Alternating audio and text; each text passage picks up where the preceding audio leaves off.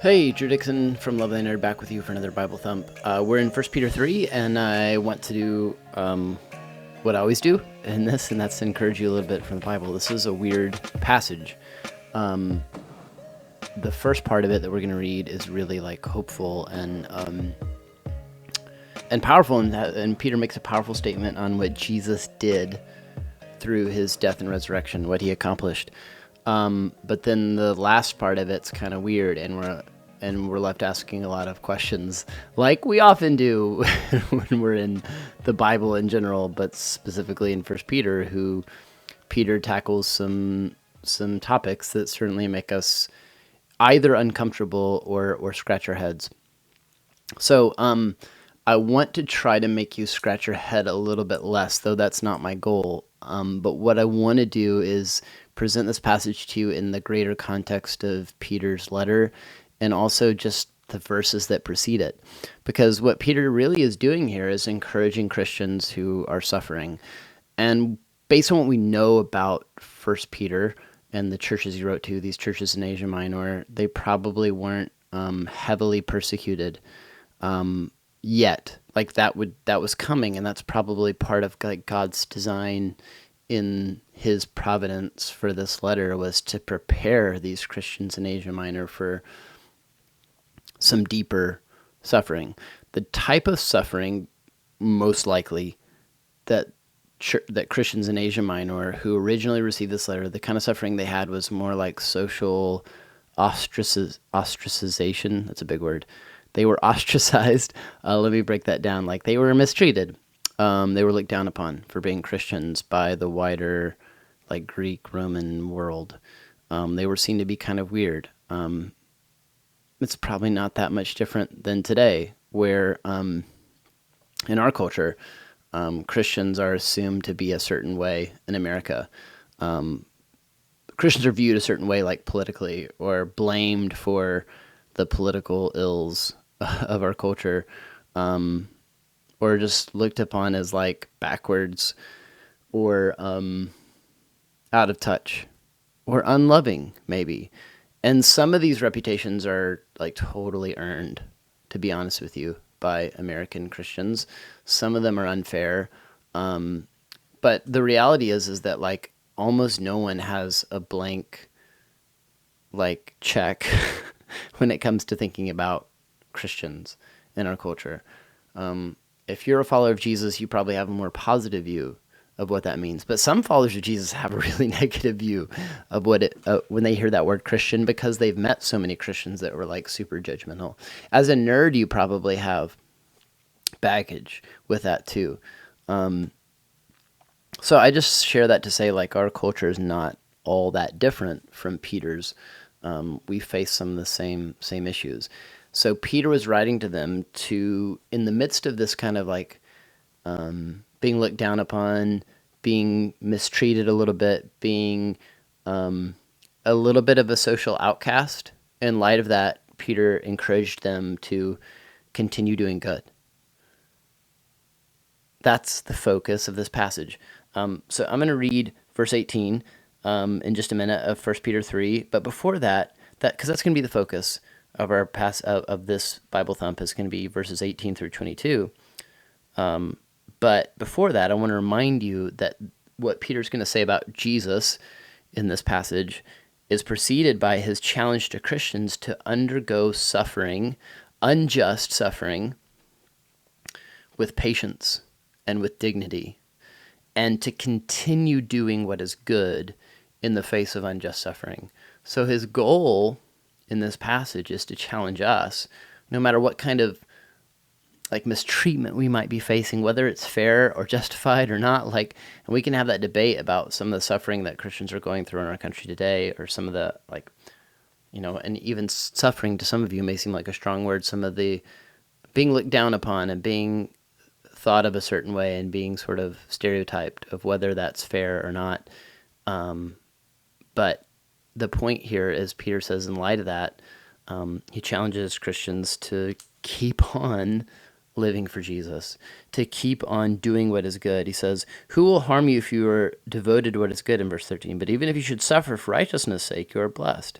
Do not fear or be intimidated, but in your hearts regard Christ the Lord as holy. He's saying, put Jesus first, set him apart as most precious, most valuable, ready at any time to give a defense to anyone who asks you a reason for the hope that is in you.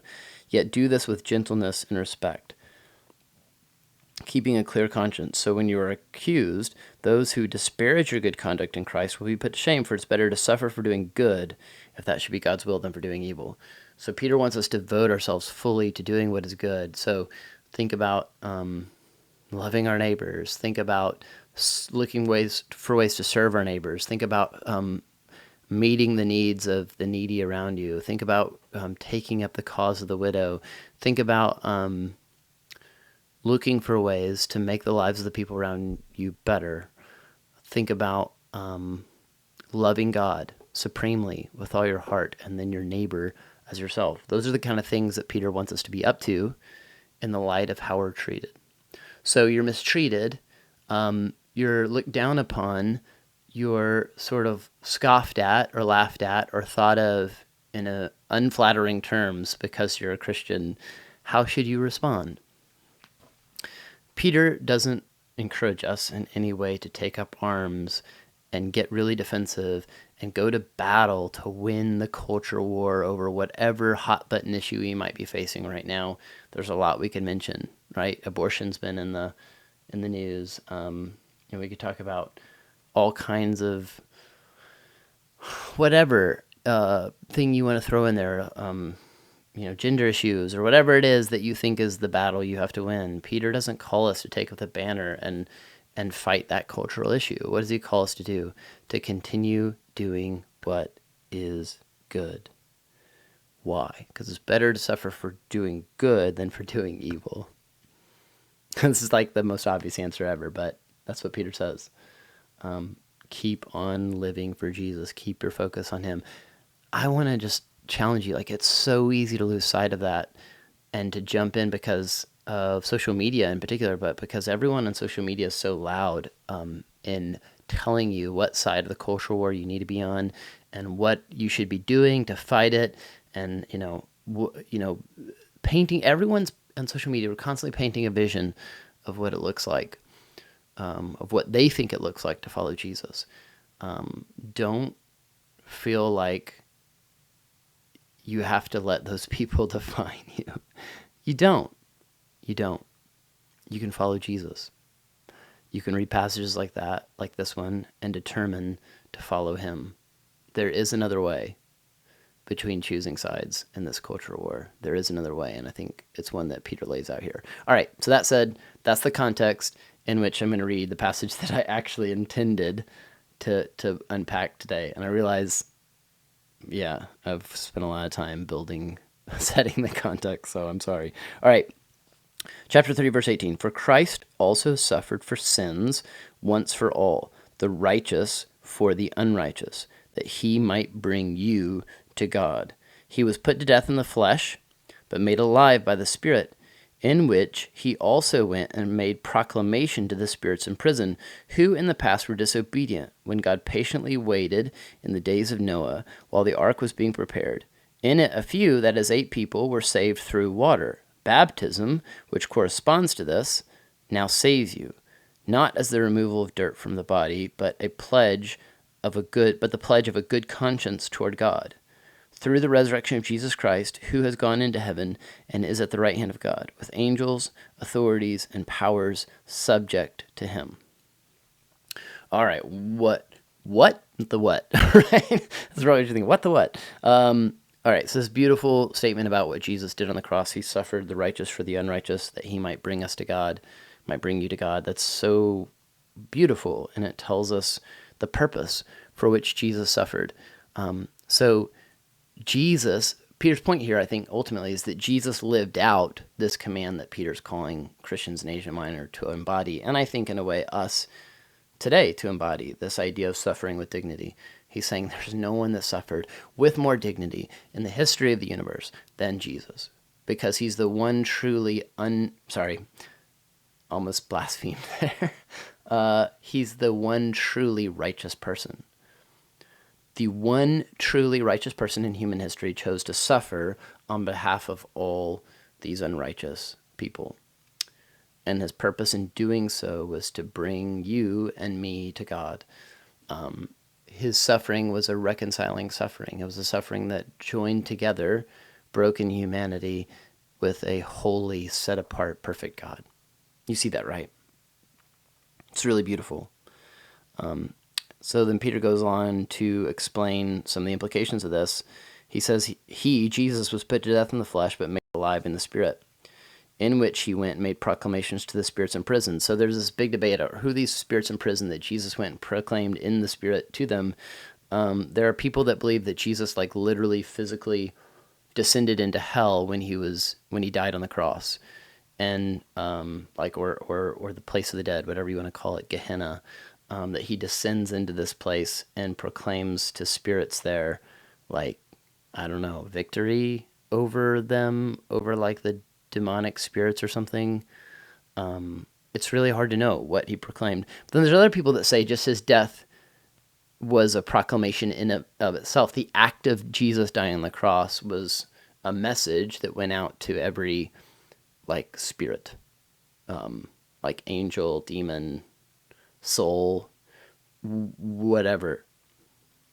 By the way, as a side note, like the Bible's vision of humanity is one where we don't divide between the idea of like physical human beings and souls and spirits. Like those are all one entity, I think, according to the Bible. So that's established. Yeah, so maybe his death on the cross was a proclamation of victory over these like disobedient spirits of some kind. He says they were disobedient in the past. Who in the past were disobedient when God patiently waited in the days of Noah. And then he says baptism corresponds to this, to Noah's being saved and his family being saved on the ark. And he says baptism now saves this. Baptism, which corresponds to this, now saves you, which is another problematic thing. Like, does baptism make us right with God? Well, he goes on to tell us that that's not exactly what he means here, because it's not as a removal of dirt from the body. So it's not that this like act of baptism actually like cleanses you, but as a proclamation, but as a pledge of a good conscience toward God. So anyway, I think what he's saying is that baptism is a proclamation of this whole thing that he's calling us to do, this like suffering with dignity that he calls us to, that followers of Jesus are called to embody, just as Jesus did. So just as Jesus suffered with dignity, he suffered in a way that he wasn't just like trying to defend himself, but instead had this greater mission in mind of loving and serving and saving and reconciling sinners. So too, like following Jesus baptizes us into that same vocation. Do you see? I think that's the point. So in other words, we can get really bogged down in like trying to figure out what exactly Jesus did, how he proclaimed to these disobedient spirits. And we can get really bogged down into like figuring out what baptism is all about. But none of those are the point of this passage. The point of this passage is that Jesus suffered with dignity. Look at his example. Marvel at his example. And rejoice in the victory he now experiences. Because he goes on to say, through the direction of Jesus Christ, who's gone into heaven and is at the right hand of God with the angels, authorities, and powers subject to him. So here's some things to keep in mind. Embrace the same kind of like attitude about mistreatment, or maybe mistreatment's the wrong word, but like just frustration about your current like reputation, frustration about how people perceive you as a Christian. Like take all that and endure, because Jesus did. And because there's blessing in it. And on the other side, there's this promise of a position, a seat in God's favor. Like a seat, a position of knowing that like you did what Jesus did. You embodied the kind of life Jesus embodied. You embraced the vocation that Jesus embraced. And so God's going to honor that. Jesus is at the right hand of the Father with angels and authorities and power subject to him. And he invites us to join him in that place. Not that you're going to be the king of your own heaven or something. That's not the point. but you get to join him. The Bible says we'll reign with him, right? That we'll be with him for eternity, and we'll reign with him. And that's why Jesus suffered, to bring us to God. So when we know that Jesus suffered to bring us to a much better place, to save us from this broken world and to promise us a much more beautiful, brighter future full of dignity, then that gives us a vision of the kind of life we're to live now. Like, I think this passage should move us to go, how can I come alongside people who are suffering? How can I come alongside people who are being mistreated? How can I come alongside people who are in a bad place, in a bad way, and love them and serve them and point them to Jesus?